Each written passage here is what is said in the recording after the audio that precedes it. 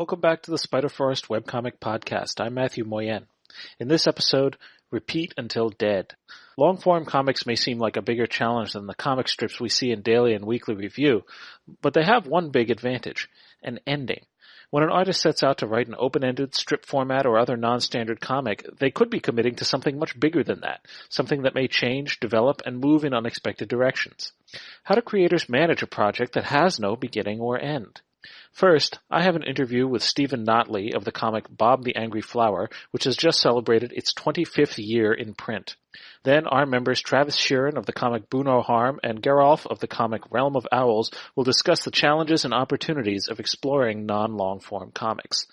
These comics come in all shapes and sizes, so stay with us.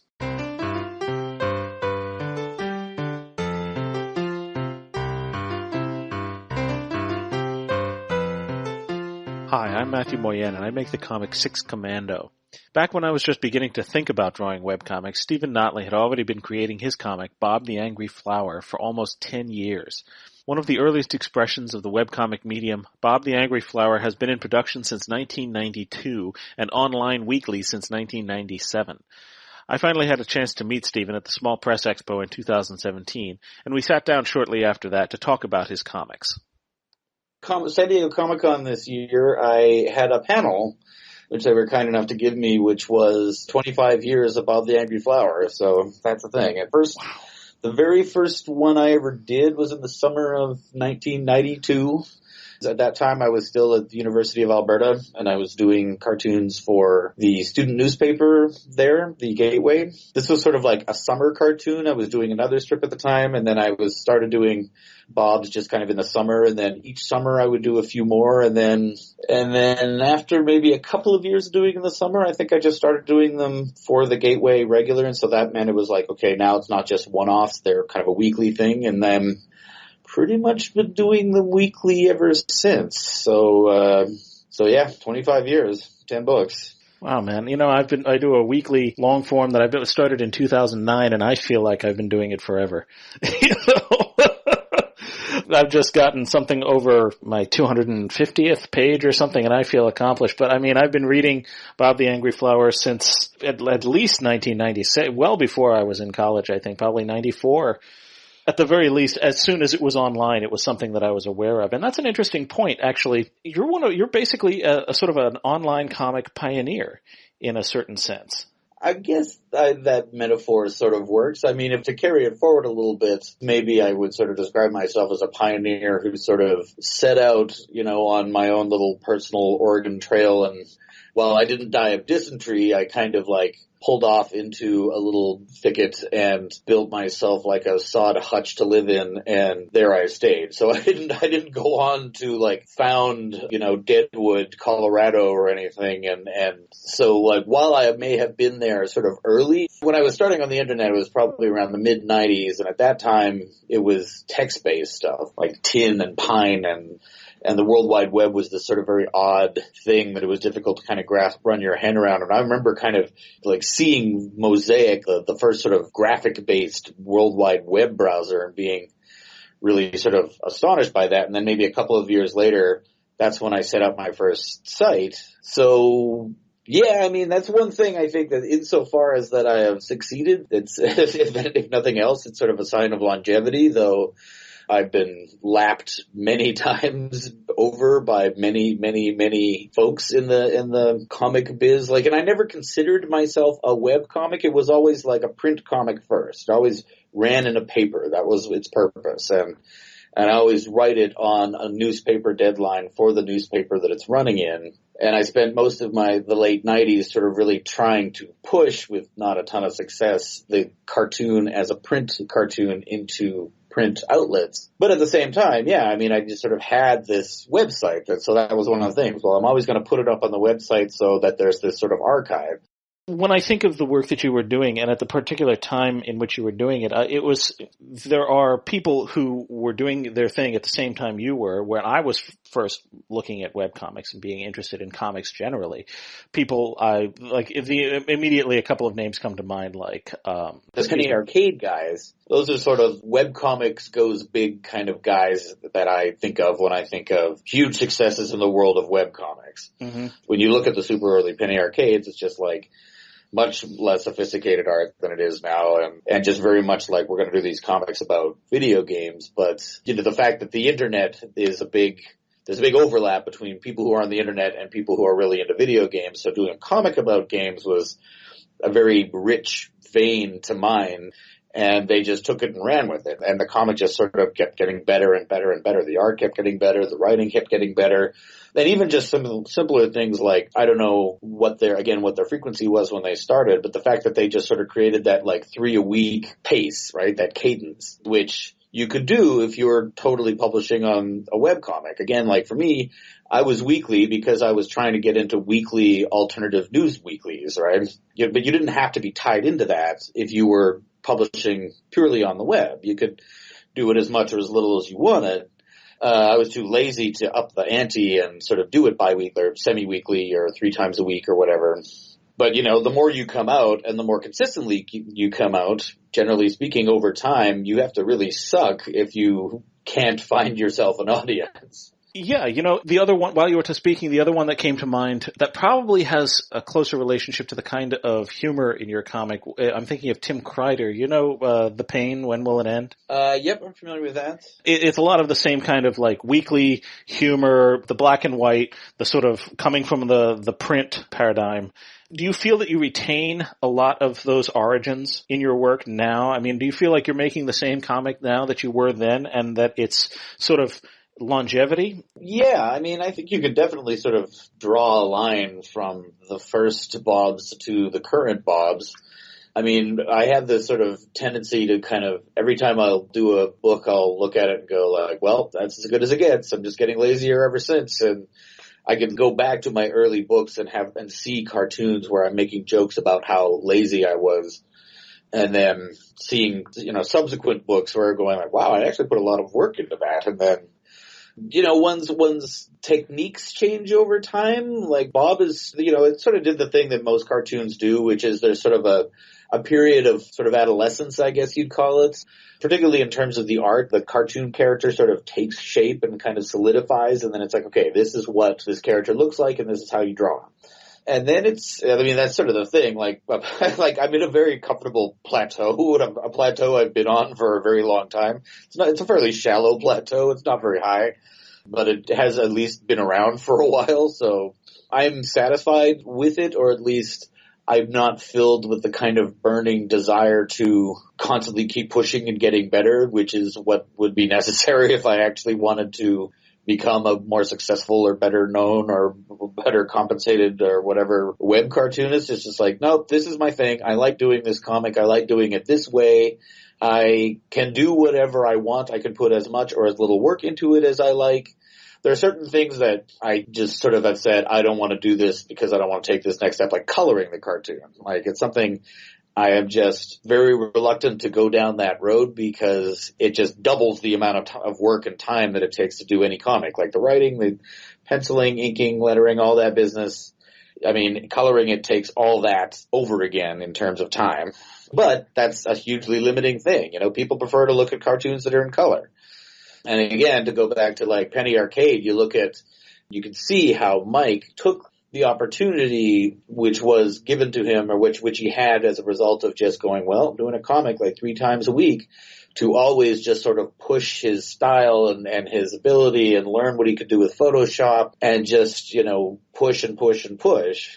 Whereas Bob, I think, kind of hit its groove, such as it is, fairly early, and then I think it's just sort of maintained it, really. Like, I mean, again, what I think I have on my side is just dogged, stubborn discipline of just making sure there's always another cartoon every week. But I think that there's something about that I think that has value in itself, don't you? Well, yeah, I mean, I do. And I mean, I'm sort of inclined to kind of run myself down about that and just kind of sort of say, well, all I really have going for myself is the fact that I just haven't given up, even though, you know, when I sort of on the flip side, I go, well, no, let's face it, I have actually stuck with this and a lot of people haven't. And that is one of the things that makes me unique. Though certainly I'm not the only person who's stuck with it for a long time, God knows.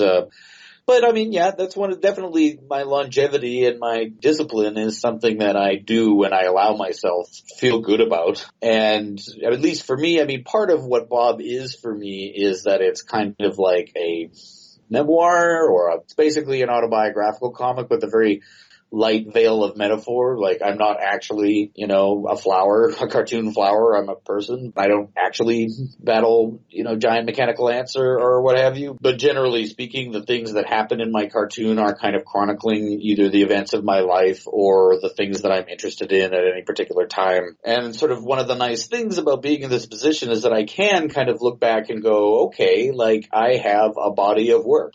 One that I can point at and say, yeah, I've made this. I've done this. This is my purpose on Earth. And, I can always jump back and go, yeah, but you could have done and should have done so much more. But it's like, well, sure, negative side of myself. I am aware of that. But nonetheless, part of myself that is willing to give myself a break says, yeah, but this is an accomplishment. This is something you've given to the world and that it's legit. People enjoy it. Don't sell yourself short either, because I mean, I know that there are strips that you've done that have really pushed the limit of the medium that you've chosen in ways that are pretty remarkable. I mean, when we were at SPX, I mentioned Time Looker Forward Tube, which is probably my favorite comic that you did. And it's a comic that is so self-aware, and yet it's well drawn, it's well executed. It exists in a way that it couldn't exist any other way. It couldn't happen but in a comic. It couldn't happen but in that particular format. It probably couldn't happen but with that particular character in that particular situation. And yet it's also commenting on something that is this really unique element of the human experience. It's definitely one of my favorite comics, bar none, but as well as, I think, typifying the kind of work that you did and are still doing with Bob the Angry Flower. Yeah, I mean, it's true. It's weird because at first I'd say, yeah, that is actually quite a good cartoon. It's an excellent cartoon. I mean, I'm not going to make any bones about it. It's great.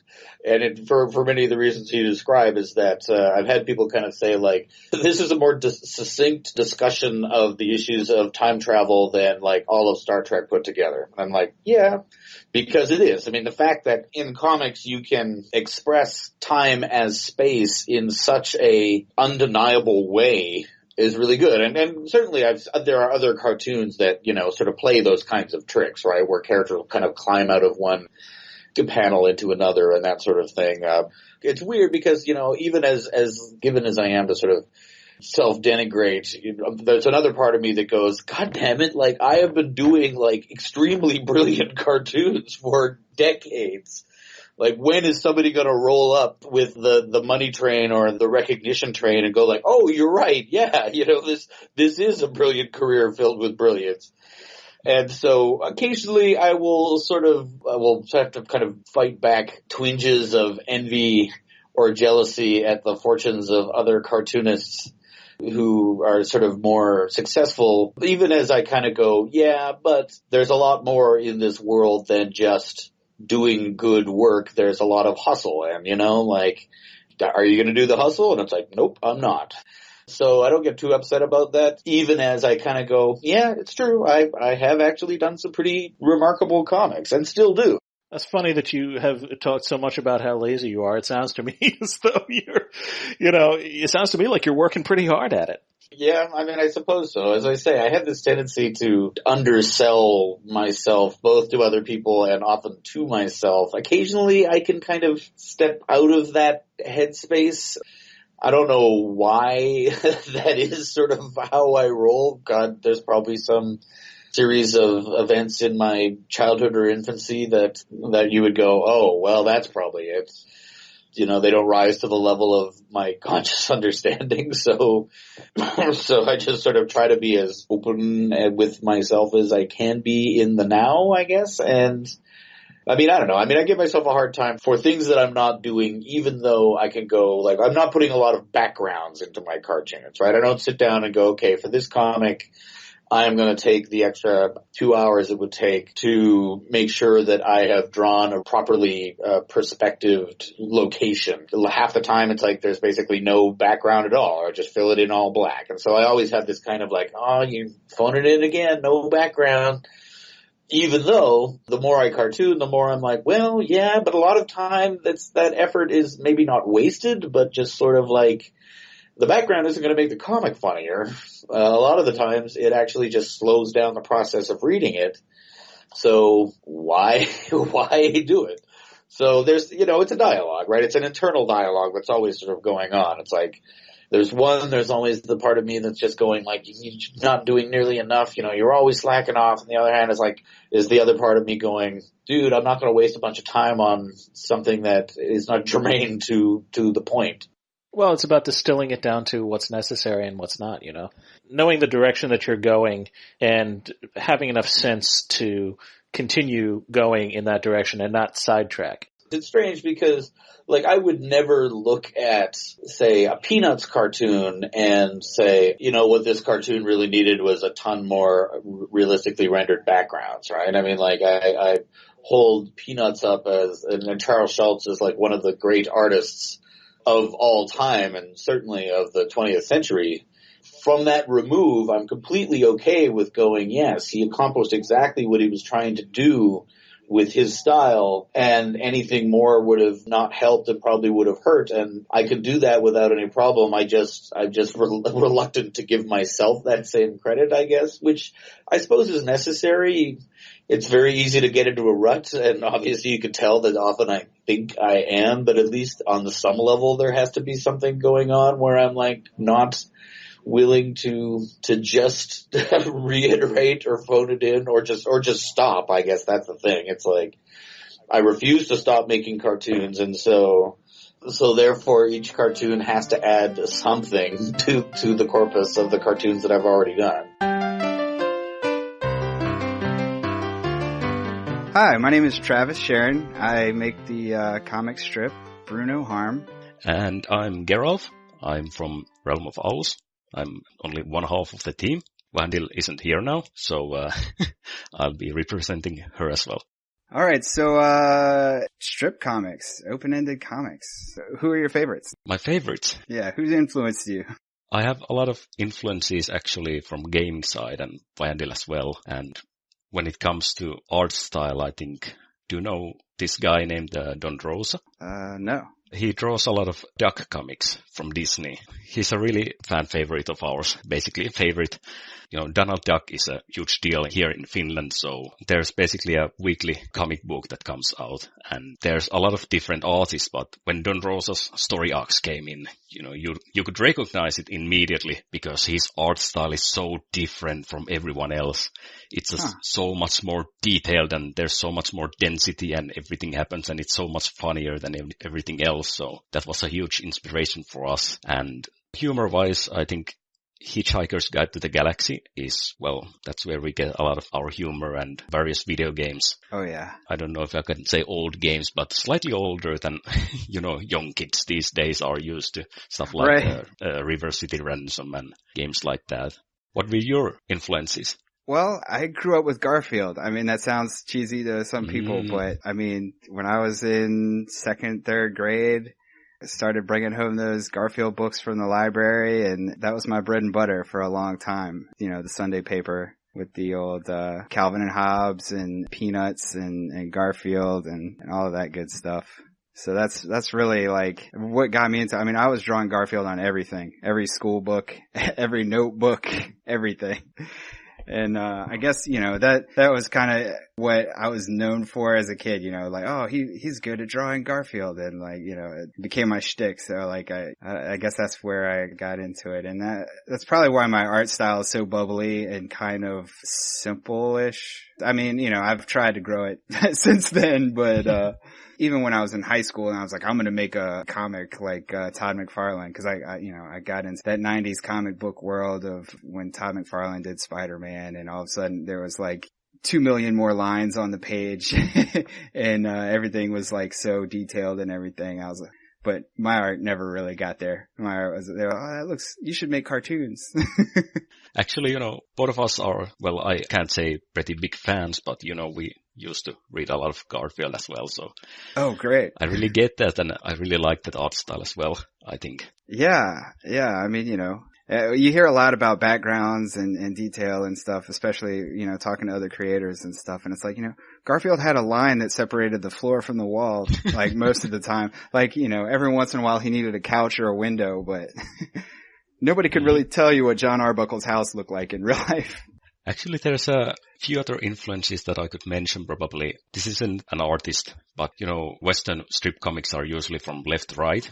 Like, you probably know because Bruno Harmis and Garfield is, but Japanese strip comics, which are called yonkomas, those go from top to down. Okay. And personally, I really like that format because a lot of the time when you read a Western comic strip, basically your eye may, just slightly go over the last panel and you're sort of, I saw the punchline. And then, the comic strip is kind of ruined for you. Yeah. In the Japanese version, it's all the way down there, so there's no way you can sort of see the ending. So that's one of the things. And another difference is that Western strip comics tend to have 3 panels, whereas Japanese ones usually have 4. Sort of gives more room for, setting up the joke or even, setting multiple jokes in some cases.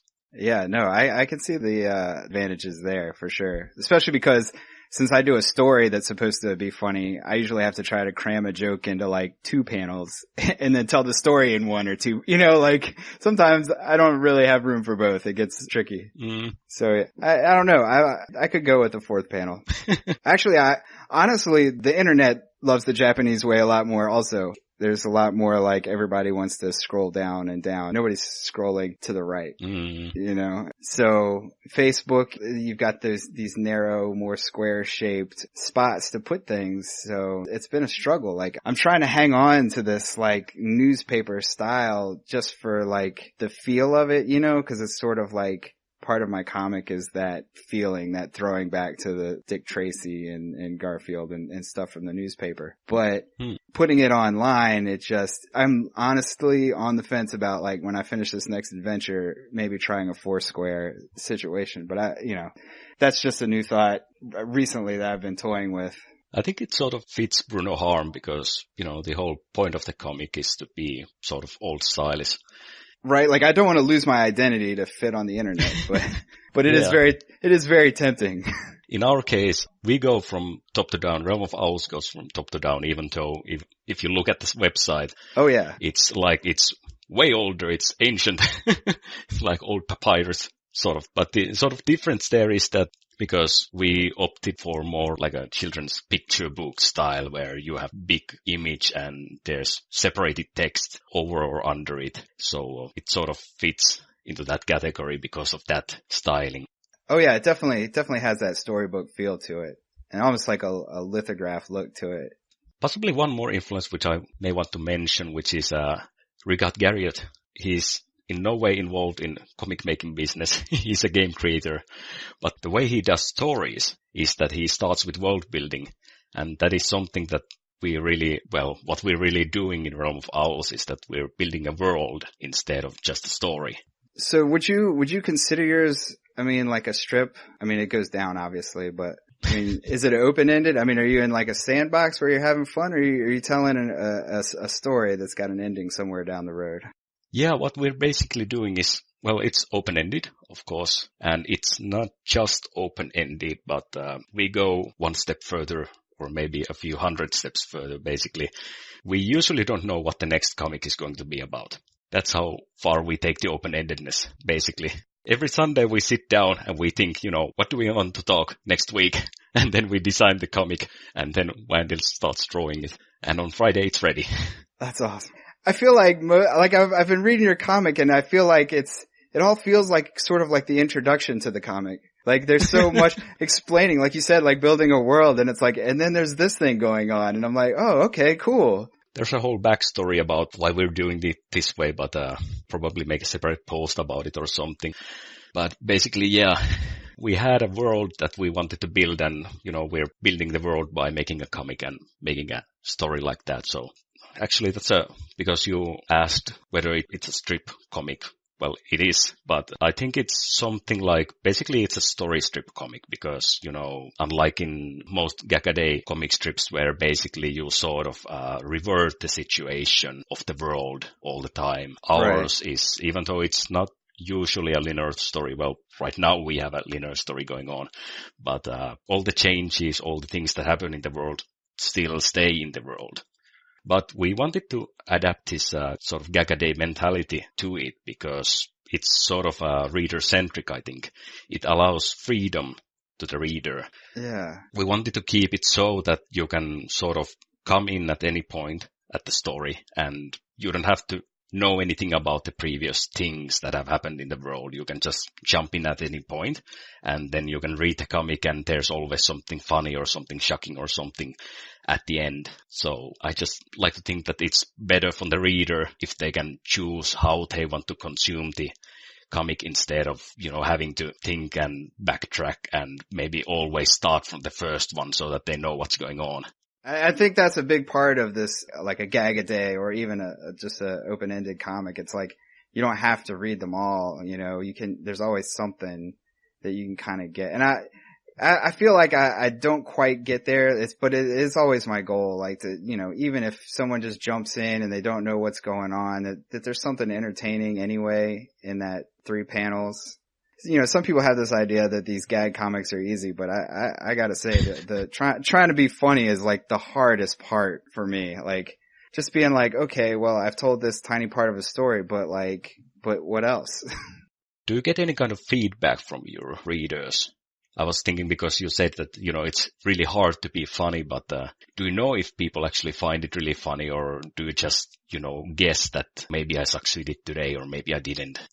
I've gotten some good feedback. I used to post my comic, well, I still post my comic on Comic Fury, and I post it on some other sites too. And something I don't get on my own site yet is feedback, is a lot of feedback. But on the platforms, there's people, I have a lot of people that are following my comic and commenting and stuff, and I've gotten some pretty good comments. So like, I actually feel like I've managed to pull it off once in a while anyways.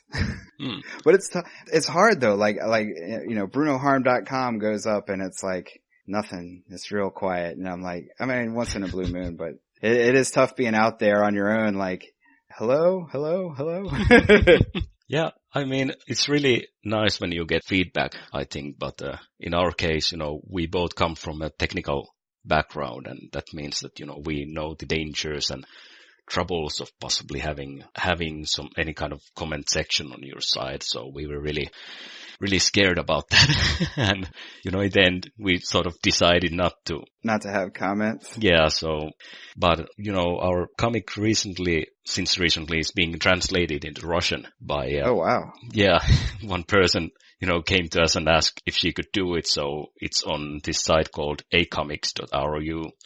And they have a comment section, and well, basically that has been sort of a good source of feedback about what people like and what people don't like, and what kind of thoughts they bring up, and so on. So it's been really interesting. Oh man, so what have you learned?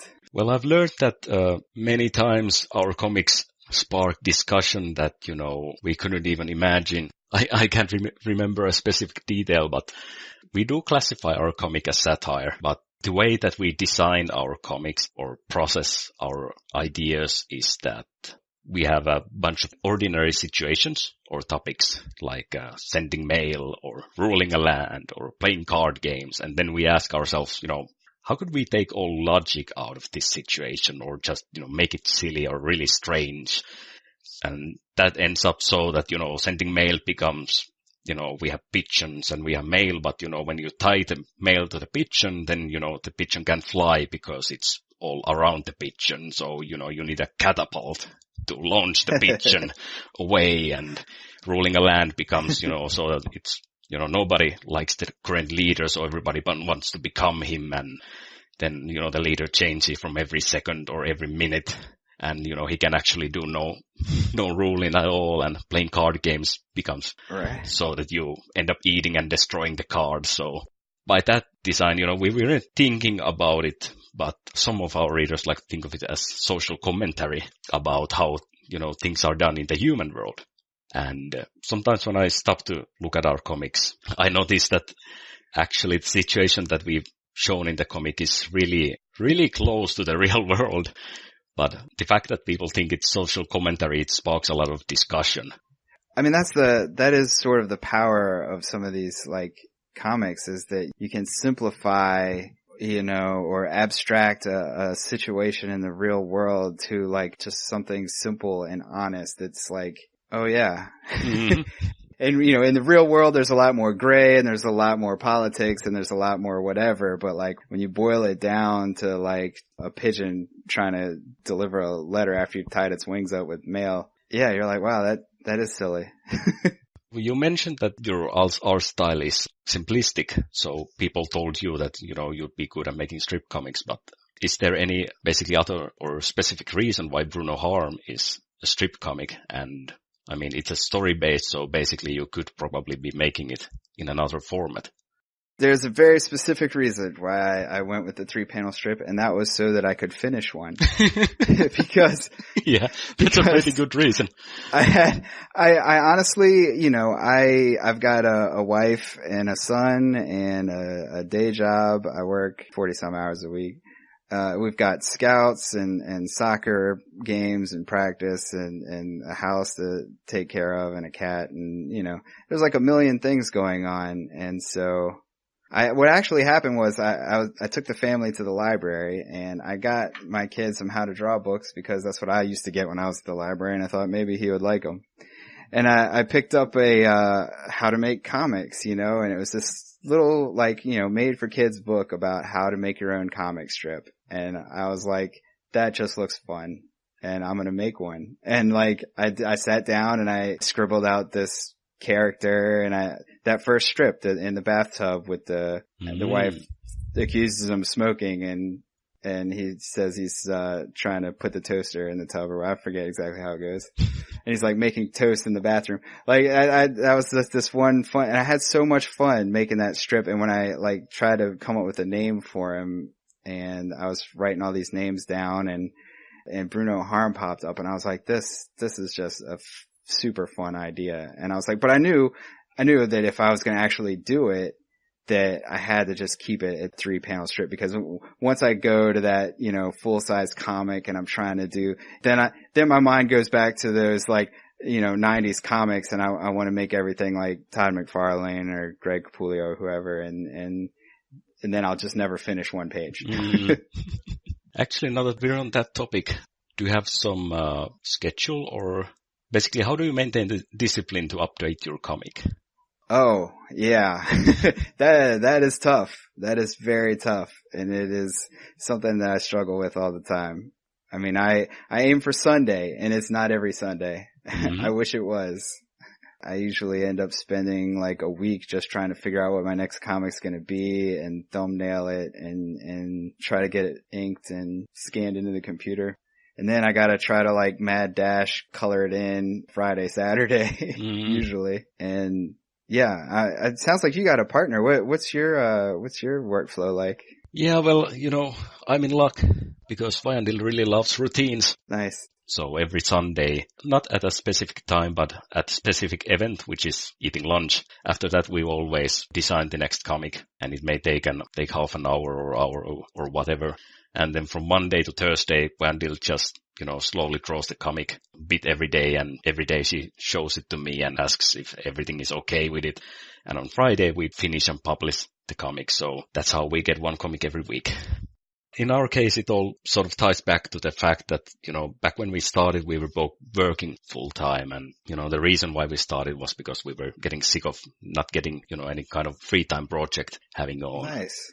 And because we were both working full time, we wanted to make sure that this comic making would never become stressful, because Vajandil has experience in making comics and I have experience from other projects that, things can get stressful, and we wanted this to be as stress-free as possible. So we sort of build a very intricate safety net to ourselves that tries to make sure that we would never get bored or stressed about it.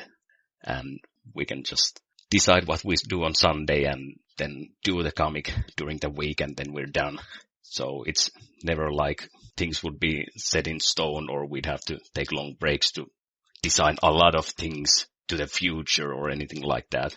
Have you guys ever gotten stuck? Writer's block or any of that kind of thing? I do have experience of that, in other projects, but never in Realm of Owls. There's sometimes like these very mini stuck moments where, we're designing the comic and we've thought about it for 20 minutes and nothing comes and then but those design meetings or sessions, I don't think they ever lasted more than, an hour or two. So sort of there's never been really, huge blocks in the way. That's great. How about you? I struggle with the humor. These stories I'm writing, I've been watching, detective shows since I was in short pants watching Columbo. And so the story idea, it's fun and I rarely get stuck on that. But then trying to be like, okay, I have to get this piece of information for the story and now I have to make that funny or entertaining in some way. That's what holds me up sometimes. That's thrown me for a week in the past, I think, where I'm just like, I got nothing. I got nothing for this one particular scene. Like I've got a joke for next week. I got, when they're over there, that's going to be funny, but I can't get there until I get through this. So sometimes filling in those cracks and making this update worth looking at for somebody that didn't read last week's, that's always my challenge. That actually sounds pretty familiar because I remember past projects where, I've thought about, a story and what I know is the start and I know the end, like it's going to be the best, most magnificent end in the world, but I have no idea what to put in the middle. So the whole thing sort of falls apart there. Actually, now that we're on the topic of jokes, do you have any sort of algorithm for joke timing or making jokes? And I really wish I did. I could use an algorithm because, sometimes I think I was watching that show Stripped on Netflix where it was interviewing people like the creators of Kathy and stuff, and they're like talking about working for the syndicates and they got to do a comic a day and they're banging their head on the wall, like, be funny. And I'm like, yeah, that's me. That's totally like, what I find helps me is to like talk to people. If I'm just working and coming home and going to sleep and going back to work, it's really hard to like get the gears moving and think of anything hardly except for work problems, But if I can go hang out with some people and have a conversation about anything, about whatever, that's where I'm funny. That's where I like, if I start joking with somebody else and I just try to save all that, like now anything funny I think of will end up in Bruno Harm somehow, some way. It doesn't seem like it's going to fit, but it's going in there sooner or later. I'm pretty sure that's, I don't know if it's widely used, but it seems that anytime I've read about some famous book writer, it usually seems like that's the way they get their ideas. They go out into the world and they socialize with people or they look at things and they draw inspiration from there. I think one thing that works for me is that I open my computer and I open up the text and then I sort of leave it there and instead I sort of go to sleep. Except I'm not actually sleeping. I'm putting myself into the state that I'm working on this. I leave the computer here on the desktop and instead I just go to the bed and just lie down. And I think that lets my thought process move more freely. And I tend to get a lot of ideas right then and there. So I really suggest trying that out. Although, I've also tried it in my workplace, but it's hard because it seems like you just go somewhere to sleep. So kind of controversial there. Yeah, you get older and then sleep comes a lot faster than it used to. Yeah. You're like, I'm going to just lay here and think about... I do a lot of thinking in the shower. My showers are all thinking about Bruno Harm these days. I'm just in there like plotting out my story. You really do have to get away from the pen and the paper and everything somewhere. Maybe I should take up like jogging or something or swimming maybe. I don't know. But somewhere where you can't, do stuff. It's just you and your brain. You definitely need that time. Laying in bed, I do that too. Yeah, I had an old friend who said that he usually likes to take on his motorbike and go on a ride and, that gives him the ideas. But definitely get away from the pen and paper, but sort of at the same time keep that mentality that you're thinking about the subject and not just, escaping the work to go to Facebook or play games or whatnot. There's one other thing that I've noticed with, I don't know if it's good for the comic, but something I've resigned to is that I think the punchline doesn't always have to be at the end. And not all comic needs to be specifically funny, I think. One of our strengths is that our comic is full of owls, so it sort of brings up this factor, especially for people who love birds and who love owls, that, there are some comics where we just think, we put some cute owl babies here, so that should be enough for it to be sort of relevant or get a, reaction from the reader. Oh yeah, no, your comic has the secret element of adorable. I guess not secret, but like the secret weapon of adorableness. Yeah. And really, I think there have been a few comics in our archives that sort of, we think of the, funniest first panel I could ever imagine, and we just have to, resign to the fact that the punchline is going to be the first. So there's not really a joke on the third panel right there. It's just the first panel or the second panel that's funny or cute or causes a lot of befuddlement or whatnot. So yeah, sometimes like some of yours they're just fun situations, like just the idea of it. It's not even so much, like you said, it's not even like a punchline. Sometimes there's just something thought-provoking about the situation or something else. So not everything has to be funny all the time. It's true. And I've tried to lean more on the story as I go. Like, when I first started making Bruno Harm, like if you look at the first like 13 strips, I think it was way more important to have a joke than to like do anything else. Lately, I'm like, I should put more jokes in. Did I leave out too many jokes? Like, have I stopped? Is this not a gag strip anymore?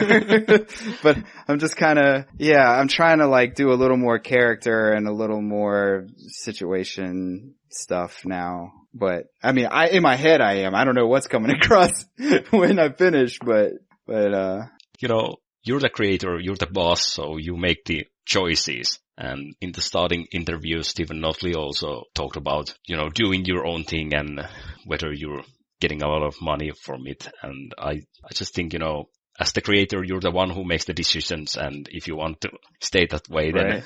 Yeah, that guy's my new hero. Yeah. He's like, this is the way I do it, and I've been doing it, and this is how I'm going to do it. And I respect that.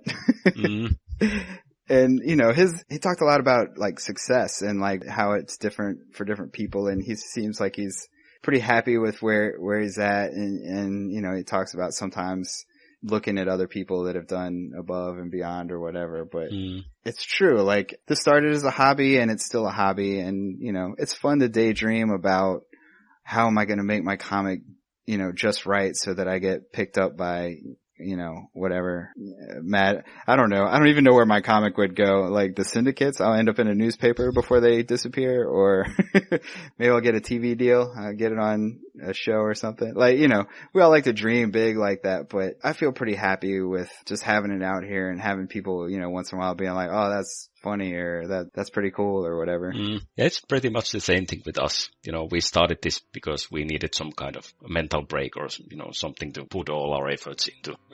Even though we're not getting all that much feedback, we're still looking at our Google Analytics and looking that, there's at least 20 readers every day, or at least that's what Analytics keeps telling us. So it's sort of, it's sort of encouraging in its own way. And every now and then we may get a fan mail that, awesome. drives our spirits up, and, we really gotta keep this going. And it's really, I mean, that's the addiction right there, when people start giving you that feedback that you're like, good job guys, or whatever, and you're like, oh man, yeah, it definitely helps. To any of our listeners, if you like somebody's stuff, let them know. They love that.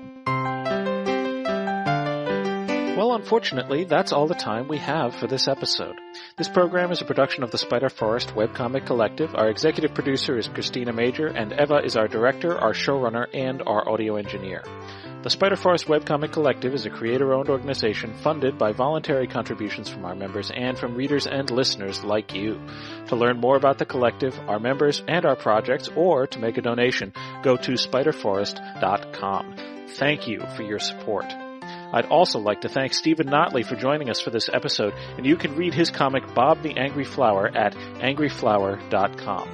I'd also like to thank our members who participated in this episode's discussion, Travis Shearin and Gheralf. Travis produces the comic Bruno Harm. You can read it at brunoharm.com. Gheralf co-produces the comic Realm of Owls with Viandil. You can read it at realmofowls.com. Eva produces the comic Bits Fair. You can read it at bitsfair.com. And I produce the comic Six Commando. You can read it at viciousprint.com/sixcommando. I'm Mathieu Moyen. Thanks very much for listening, and we'll see you next time.